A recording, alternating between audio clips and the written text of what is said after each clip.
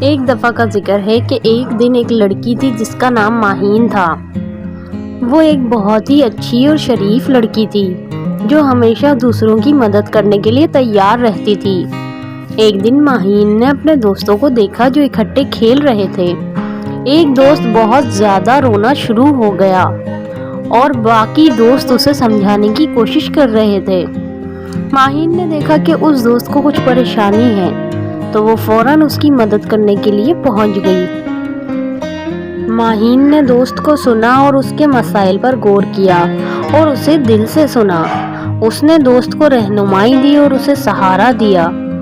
اس کے دوست کی پریشانی دور ہو گئی اور وہ خوش ہو کر کھیلنے لگے۔ دوستوں کی مدد کرنے سے ماہین کو بہت خوشی محسوس ہوئی۔ وہ جان گئی کہ دوسروں کی مدد کرنا اور ان کی مشکلات میں شامل ہونا کوئی چھوٹی بات نہیں بلکہ ایک بہت بڑی نیکی ہے۔ اس دن کے بعد ماہین نے ہمیشہ دوسروں کی مدد کرنے کا عہد کیا اور وہ ہمیشہ اچھے کاموں کے لیے تیار رہتی تھی۔